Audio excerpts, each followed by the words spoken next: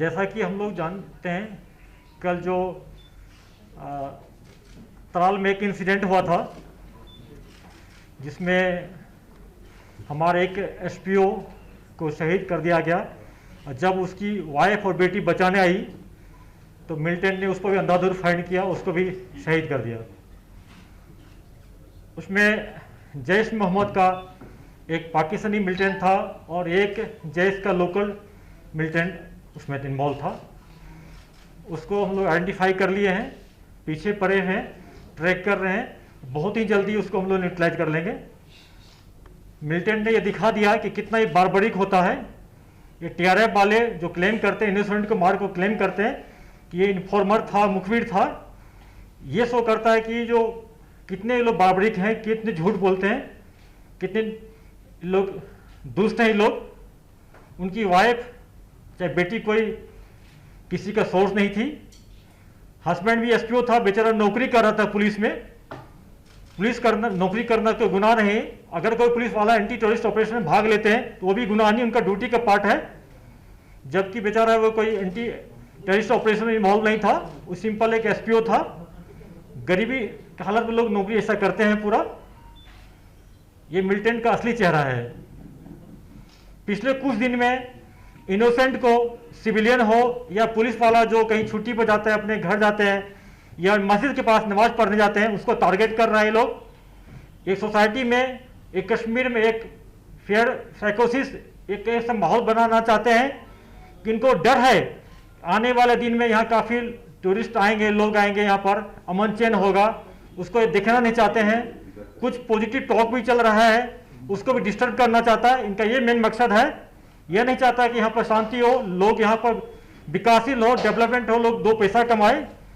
इसलिए ये सिविलियन को और इनोसेंट को टारगेट कर रहे हैं लोग। जहाँ तक कल का ऑपरेशन के बाद बात है, जैसा कि हम सब जानते हैं कि लावेपुरा इनकाउंटर के अटैक के बाद और खुशीपुरा अटैक के बाद, खुशीपुरा में हमारे आर्मी के 2 जवान शहीद हुए थे और लावेपुरा में मार्च में इसी साल सीआरपीएफ के 3 जवान शहीद हुए थे। हम लोग आइडेंटिफाई कर लिए उस मॉडल को। उसमें जो गाड़ी जो उसको पहले पकड़ लिए थे। 10 लोग को हम लोग अरेस्ट कर लिए थे। उसमें नाम आया था, अबरार का नाम आया था, जो नारवल का है, नदीम अबरार पूरा नाम है, दूसरा एक एक्टिव का और खुर्शीद मीर का। ये तीनों का मॉडल, दोनों इंसिडेंट क्या था बड़ा इस साल का। खुर्शीद सोपुर इनकाउंटर मारा गया, उससे जो हथियार AK-47 रिकवर हुआ था वो हमारे सीआरपीएफ के जवान का था, उसका नंबर मैच कर गया। उसके बाद आप लोग एक खुद शेयर देखे होंगे कि टीआरएफ वाले ने एक वीडियो जारी किया था जिसमें उन्होंने खुद क्लेम किया था कि अबरार एंड कंपनी ने ये एक्शन किया है। आप सारे वीडियो देखे होंगे। हम लोग पुलिस की टीम हमारे डीआईजी अमित कुमार के सुपरविजन में क्लोजली मॉनिटर कर रहे थे। एक स्पेशल टीम बनाए थे, उसको उसके एक मूवमेंट को ट्रैक कर रहे थे। कल मॉर्निंग में वो अबरार वहाँ से निकला था नॉर्थ कश्मीर से, और जो मुस्लिम जो है एक पाकिस्तान टेररिस्ट, दोनों को मिलके एक बहुत बड़ा हादसा 2 जगह करना था कल। उससे पहले हम लोग जिस गाड़ी में आ रहा था, हमारे एक स्पेशल नाका के सीआरपीएफ पुलिस ने उसको पकड़ लिया। पकड़ने के बाद उसको हम लोग थाना में ले गए, इंट्रोगेट किया गया। ये ज्वाइंट इंट्रोगेशन था जिसमें सीआरपी, आर्मी, पुलिस तीनों विंग मिलके इंट्रोगेट किया। उसके बाद एफआईआर लॉन्च किए, उसमें एफआईआर में उनको पूरा उसको अरेस्ट किए और इंडियन एविडेंस एक्ट 27 सेक्शन के तहत उसको हम लोग फिर जो बोला था कहाँ पर रिकवरी करने के लिए, जो कानूनी लीगल है, हम लोग राइफल उनका जो था हथियार रिकवर करने गए थे। हालांकि एक पिस्टल और एक ग्रेनेड पहले रिकवर हो चुका था और जो घर सस्पेक्टेड हाउस गया था अंदर से फायरिंग आ गया। जिस फायरिंग में हमारे सीआरपीएफ के एक ऑफिसर, 3 लोग टोटल इंजर्ड हो गए और उसको रीइंफोर्समेंट किया गया। सीआरपी, आर्मी, पुलिस ने कॉर्डन को स्ट्रेंथन कर दिया। फिर इनकाउंटर चलते रहा। फिर दूसरा मिलिटेंट जो था पाकिस्तानी मुस्लिम, वो घर से निकला और अंधाधुंध फायर किया। बाद में इनकाउंटर में कि नदीम अबरार और पाकिस्तानी टेररिस्ट दोनों मारे गए। वहाँ से भी 2 AK-47 मिला है। ये पुलिस और सिक्योरिटी फोर्स के लिए बहुत कामयाबी हो, क्योंकि ये मॉड्यूल जो था ये पाकिस्तानी और ये नदीम अबरार, इसका टारगेट था कि बार बार इस एक्सिस पर नारवल से लेकर हैदरपुरा के बीच में बार बार एनिस को टारगेट करना, सिक्योरिटी फोर्स पर हमला करना और वेपन स्नैचिंग करना, यह इनका टारगेट रहा है। इसके लिए मैं अपने सिक्योरिटी फोर्स को बहुत मुबारकबाद देता हूँ। और मैं मेंटेनेंस के पैंट से बार बार फिर से अपील करना चाहता हूँ कि सिक्योरिटी फोर्स पुलिस का फेस देखिए आप लोग। लाइव इनकाउंटर में हम लोग सरेंडर लेते हैं, उनको जिंदा रहने का मौका देते हैं कि लाइव इनकाउंटर में। लेकिन अगर कोई टेररिस्ट इस ढंग से इनोसेंट सिविलियन को किलिंग में इन्वॉल्व होगा, सिक्योरिटी फोर्स पुलिस पर अटैक करेगा, उसको हम लोग नहीं छोड़ेंगे। पूरा इन्फॉर्मेशन जनरेट करके उसको न्यूट्रलाइज करते रहेंगे। अगर कोई क्वेश्चन है तो सर, श्रीनगर में जो मॉड्यूल एक्टिवेटेड हैं, खासकर जो सिविल लाइंस एरिया जो मोर और लेस मिलिटेंसी फ्री था काफी सालों से, वहां 2-4 अटैक हुए, एक बागात में हुआ, फिर सीआईडी इंस्पेक्टर को। तो श्रीनगर में क्या रेजिडेंट मॉड्यूल मौजूद हैं लश्कर के, जो रेजिस्टेंस फ्रंट खासकर जो जिम्मेदारी ले रही है, आपको लगता है वो चैलेंज है उसको? जैसा कि हम सब जानते हैं कि सितंबर फर्स्ट वीक में हम लोग ने ये अनाउंस किया था कि श्रीनगर टेररिस्ट फ्री जोन हो गया, सही में हो गया था। उसके बाद सितंबर सेकेंड वीक में एलईटी का एक साकिब जो है बरजुला का एक्टिव हो गया। उसके बाद खुडबनी रेडबनी से जब आर्मी का पुलिस का वहाँ पर बहुत सिक्योरिटी फोर्स का प्रेशर पड़ा तो खुडबनी रेडबनी से शिफ्ट होके अब्बास से श्रीनगर में शेल्टर लिया है।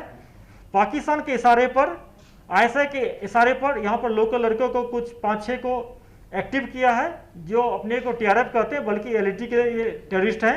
उसमें एक मार चुका है क्या उबैद, बाकी जो है उसके पीछे हम लोग लगे हुए हैं और बहुत जल्दी उसको या तो अरेस्ट कर लेंगे या इनकाउंटर उसको न्यूट्रलाइज करेंगे। जहाँ तक कि इंस्पेक्टर साहब की बात बोले तो देखिए, पुलिस वाले डेली छुट्टी पर हो या ऑफ टाइम में ऑफिस के बाद घर जाते हैं, उनको जाना पड़ेगा। हर एक लोग को हम लोग सिक्योरिटी फोर्स की तरह हम लोग कैंप में नहीं रह सकते हैं।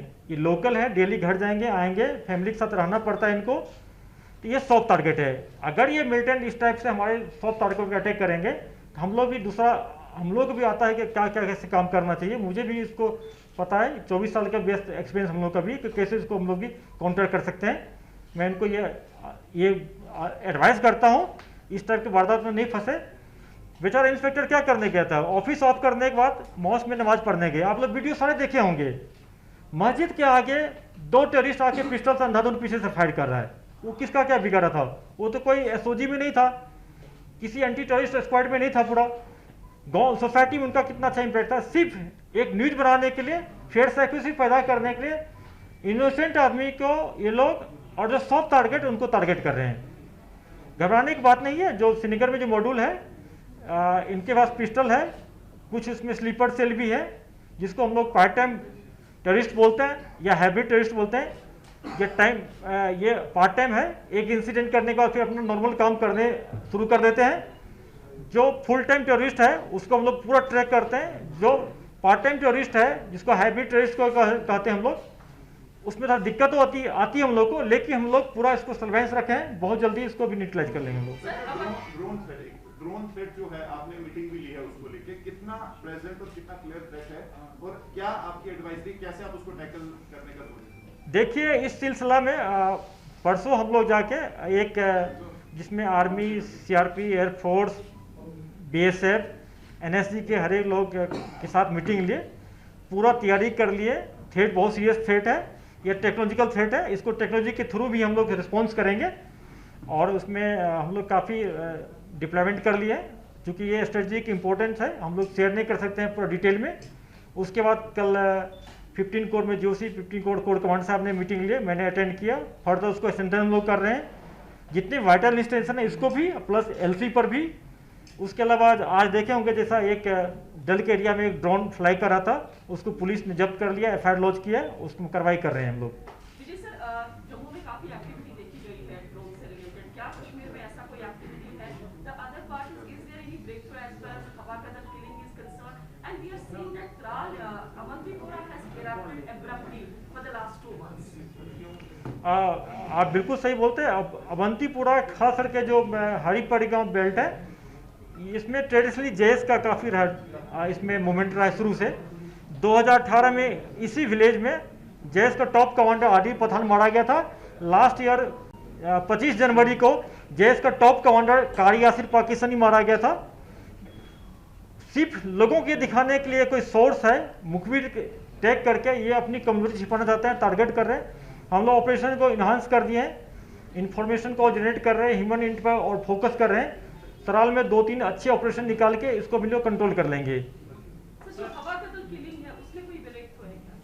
उसमें हम लगे हुए हैं, अभी बहुत कुछ मिला है, अभी शेयर नहीं कर सकते हैं क्योंकि उससे हमारा जो फर्दर ऑपरेशन है वो हेम्पर हो सकता है। सर, जो गाड़ी ड्रोन बाजार से एक्टिविटी पकड़ी गई, कश्मीर क्या उसमें जो सूत्रों का कहना है विस्फोटक था, जैसा कि सूत्रों का कहना है कि उस गाड़ी में 3 विस्फोटक आईडीज थी?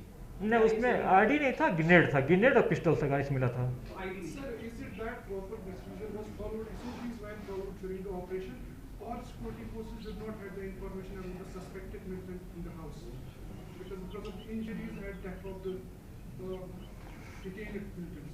देखिए, एसओपी का कोई रूल होता है, एसओपी जो होता है ग्राउंड पर जो ऑफिस लीड करते हैं, जो हैंडल करते हैं कटिंग एज पर, वो टोटल लेटर स्पीड पे इम्प्लीमेंट नहीं हो सकता है।